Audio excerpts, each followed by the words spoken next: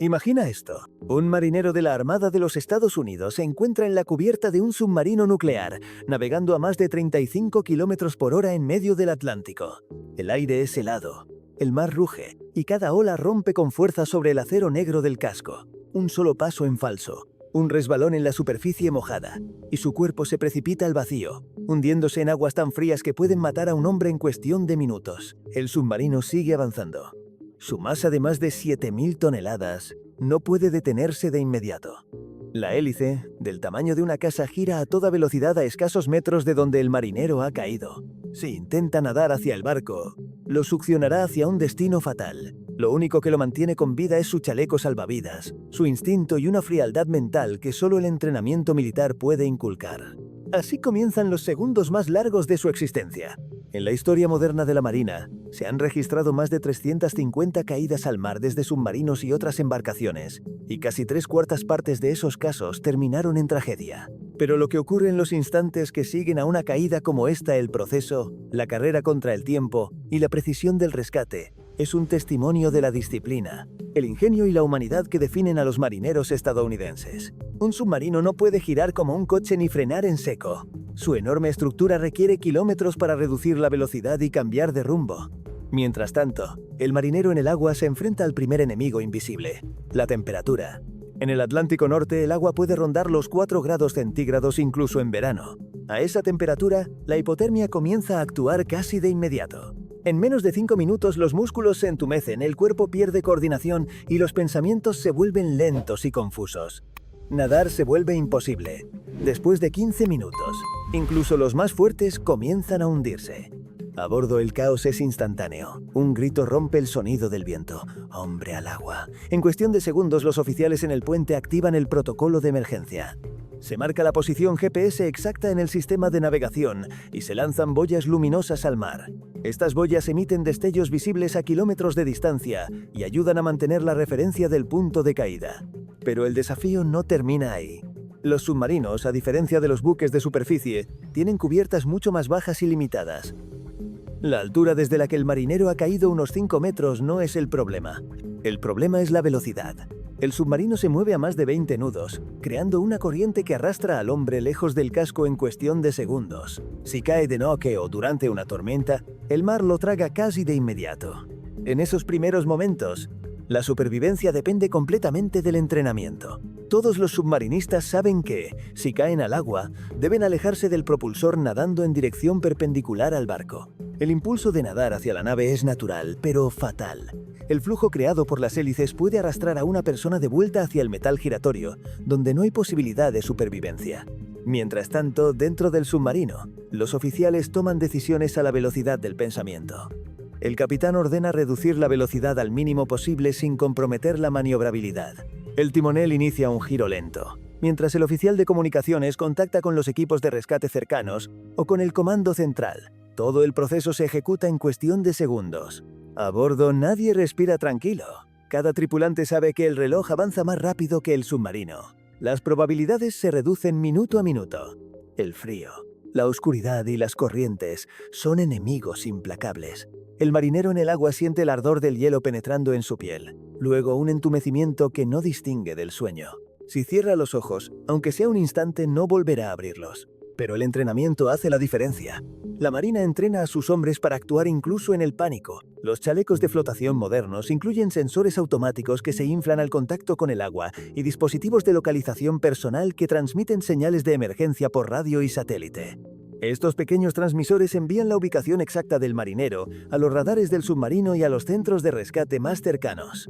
Si la señal se recibe correctamente, comienza la segunda fase, el rescate. Y aquí es donde entra en juego una de las maniobras más difíciles de toda la operación naval. Los submarinos, al ser más estrechos que los destructores o portaaviones, cuentan con sistemas específicos para recuperar a alguien del agua. Uno de ellos es el SJ Bar David, un brazo metálico en forma de J invertida que permite bajar una cuerda con un arnés para elevar a la víctima directamente desde el mar.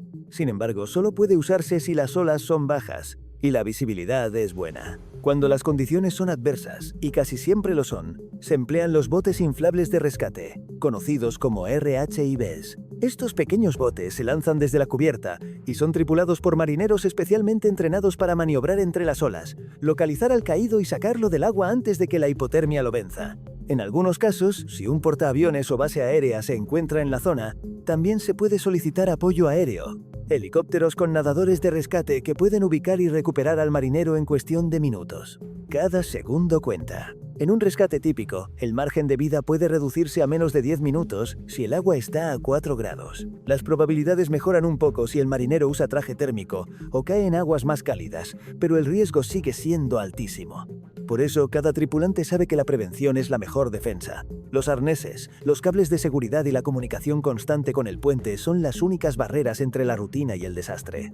Hay historias que se cuentan en voz baja entre los submarinistas. Una de ellas ocurrió en 1988, durante una misión en el Atlántico. Un marinero llamado Brian cayó por la borda mientras ayudaba a transferir suministros. Olvidó sujetar su arnés de seguridad. El mar estaba embravecido y una ola lo lanzó por encima del casco. Brian reaccionó instintivamente. Se alejó nadando del propulsor, pero la temperatura del agua era tan baja que apenas podía mover los brazos. Cuando los helicópteros llegaron, ya había pasado más de 2 minutos bajo el oleaje. Lo encontraron flotando inconsciente, pero con vida. Su chaleco y la rapidez del rescate le salvaron.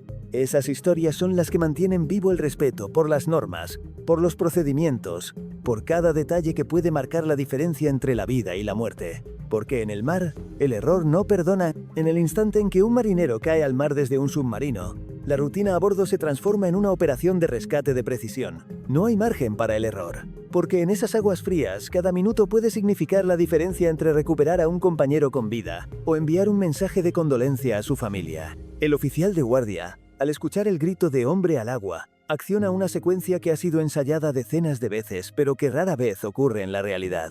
Se activan las luces estroboscópicas de emergencia y se lanzan al océano 3 boyas de rescate. Una de humo diurno, una luminosa nocturna y una tercera equipada con transmisor GPS. La combinación de humo, luz y señal permite crear una referencia visual y electrónica en el lugar donde el marinero desapareció. Mientras tanto, la tripulación dentro del submarino se moviliza con una rapidez casi automática. En cuestión de segundos, el oficial de navegación traza un punto de referencia en el mapa electrónico y calcula la deriva del barco según la corriente y la velocidad del viento. El submarino, impulsado por su reactor nuclear, comienza un giro amplio y controlado. Maniobrar un coloso de más de 7.000 toneladas en mar abierto no es tarea fácil. Cualquier movimiento brusco podría poner en riesgo la estabilidad del navío o su sigilo acústico. El capitán debe decidir, continuar la maniobra de rescate o solicitar ayuda inmediata a otras unidades cercanas. Si la visibilidad es baja o el mar está agitado, la decisión se complica. Los radares de superficie pueden perder al hombre en cuestión de minutos, y los sensores térmicos, aunque avanzados, tienen un alcance limitado cuando las olas superan los 3 metros.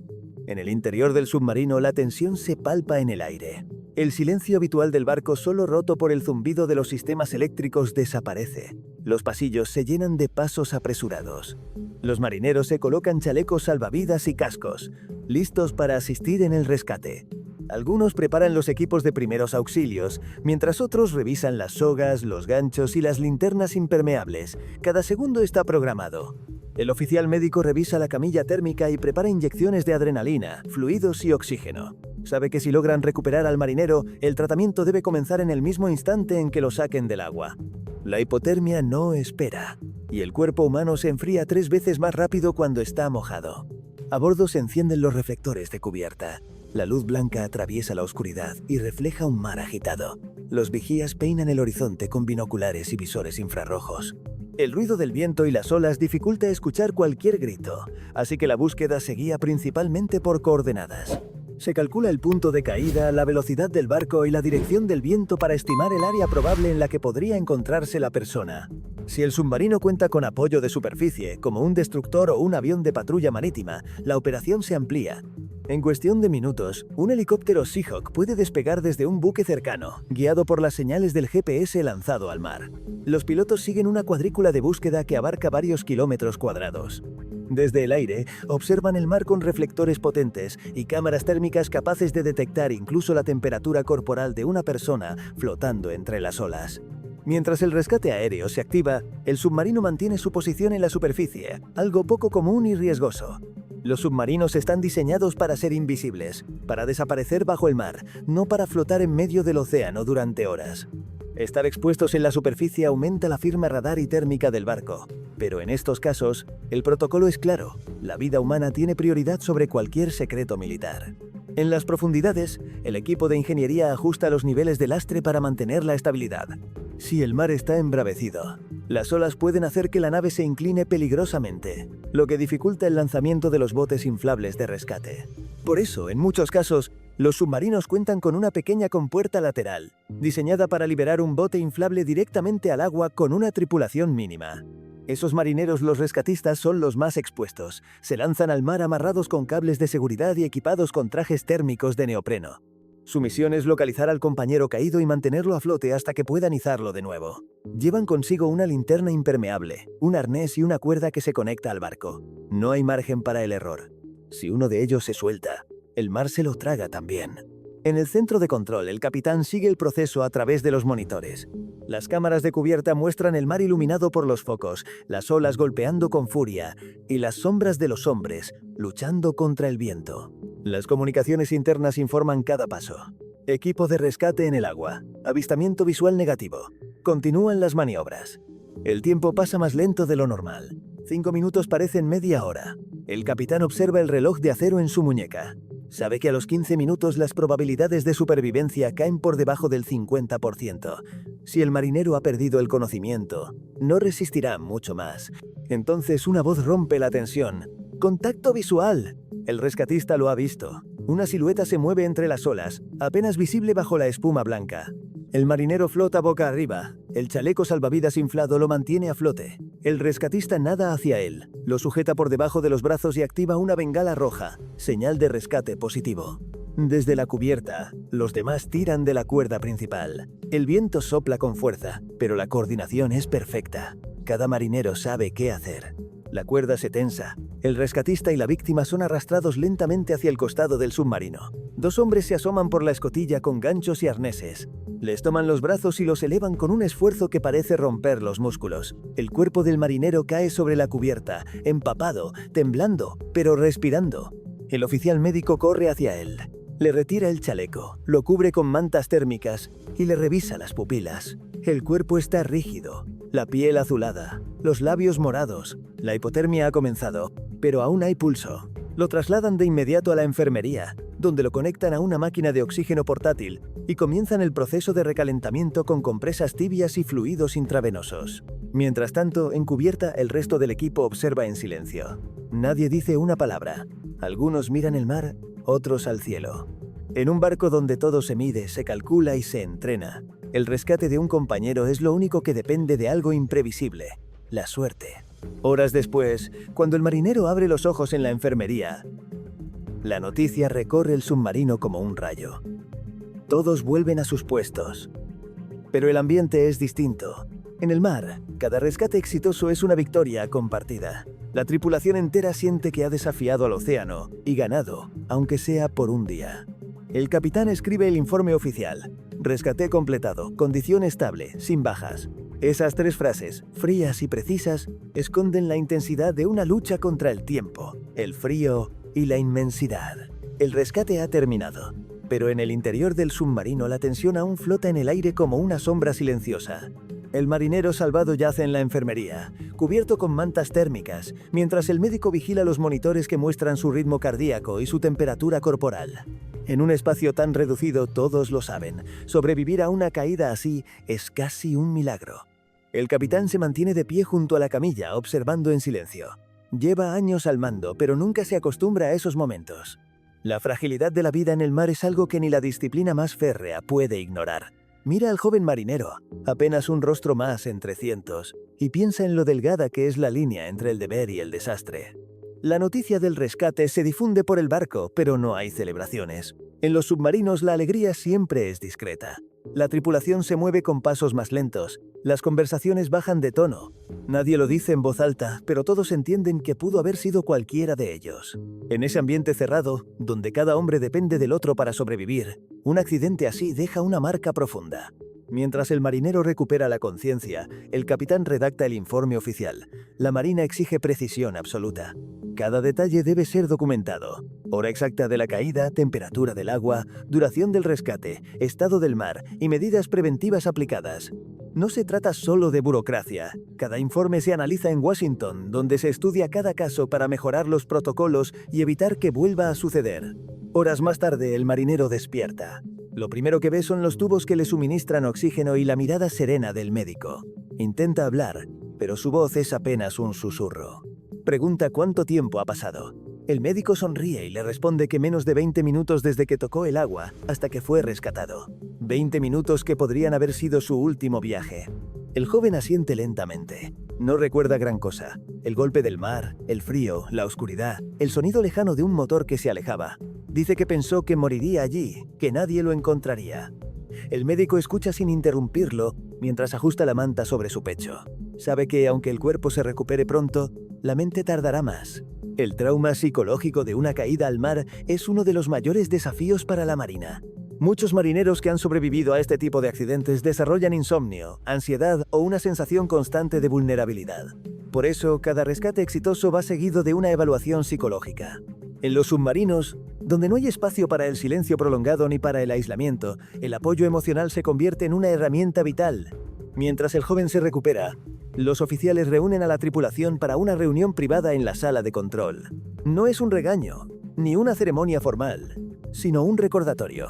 El capitán habla con voz firme, sin elevar el tono. Hoy tuvimos suerte, pero la suerte no se entrena. Se entrena la disciplina, se entrena la vigilancia, se entrena el respeto por las normas. Y esas son las únicas razones por las que todos seguimos aquí. El silencio que sigue es absoluto. Ninguno de los presentes olvida la imagen del marino empapado, temblando sobre la cubierta, ni el sonido de los gritos durante la búsqueda. Son lecciones que no necesitan repetirse. Sin embargo, no todos los casos tienen el mismo final. En muchas ocasiones, las condiciones del mar, la oscuridad o la distancia hacen imposible el rescate. Cuando eso sucede, la rutina militar se transforma en un ritual solemne. Después de horas de búsqueda infructuosa, el capitán consulta con el alto mando. Si se determina que no hay posibilidad de supervivencia, la búsqueda se detiene. Entonces la tripulación se reúne en la cubierta para la ceremonia final. Es un momento que nadie desea vivir. El mar, que tantas veces se muestra sereno, se convierte en una tumba inmensa. El capellán pronuncia unas palabras sencillas, mientras el viento arrastra las olas. El océano nos da vida, pero también la toma, dice. A quienes entrega los guardará para siempre en su silencio. Después de eso se toca la corneta 3 veces, y la bandera ondea a media asta. No hay ataúd, no hay flores, solo un nombre escrito en el registro de servicio y una promesa: nunca olvidar. En tierra, la familia recibe la noticia con el mismo protocolo que en cualquier pérdida militar. 2 oficiales se presentan en la puerta con uniforme impecable y pronuncian las palabras que ninguna madre o esposa desea escuchar. Su hijo ha desaparecido en el cumplimiento del deber. No hay cuerpo que enterrar, solo un mar que se extiende hasta el infinito. Esas historias, aunque dolorosas, son parte de la identidad de la Marina. En cada academia, los nuevos reclutas las escuchan como advertencia. Se les enseña que el mar no tiene compasión, que un segundo de descuido puede borrar una vida entera. Por eso, en cada patrulla, en cada maniobra, la frase "seguridad primero" se repite como un mantra. En los años recientes, la tecnología ha reducido drásticamente los accidentes. Los nuevos submarinos incorporan sistemas de detección automática de caídas, cámaras infrarrojas, chalecos inteligentes con GPS y alertas satelitales que envían una señal apenas el sensor toca el agua. Los protocolos se actualizan constantemente, y cada tripulante recibe entrenamiento anual en rescate marítimo, incluso si nunca sube a cubierta. Pero la verdad es que ningún sistema, por avanzado que sea, puede eliminar completamente el riesgo. Porque en el mar, todo depende del factor humano, de la atención, de la calma, de la reacción correcta en el segundo exacto. Y por eso, cada vez que un marinero pisa la cubierta, sabe que el océano lo está observando. De noche, cuando el submarino navega en silencio a varios metros bajo la superficie, muchos de los marineros miran las pantallas que muestran la profundidad o la velocidad y piensan en aquel compañero que cayó. Saben que podría haber sido cualquiera de ellos. El sonido del agua golpeando el casco les recuerda que, allá arriba, el mar sigue siendo el mismo, hermoso, inmenso y despiadado. El joven que fue rescatado esa noche vuelve a su puesto días después. Su uniforme limpio oculta las cicatrices del frío, pero sus ojos conservan algo diferente. Habla menos, se mueve con más cuidado, y cuando sube a cubierta, revisa 2 veces cada anclaje antes de sujetar su arnés. Ya no mira al mar con la misma inocencia. Ha visto su verdadero rostro. Un mes más tarde, cuando el submarino regresa a puerto, el capitán anota en el informe final: lección aprendida, procedimientos reforzados, moral intacta. Pero todos saben que ese simple documento no refleja lo que realmente ocurrió allá afuera. Lo que se vivió no puede escribirse. El miedo, la tensión, la fragilidad del ser humano frente a un océano que no perdona. A bordo, antes de desembarcar, el capitán reúne a la tripulación una última vez. Les agradece, uno por haber actuado con disciplina y valor.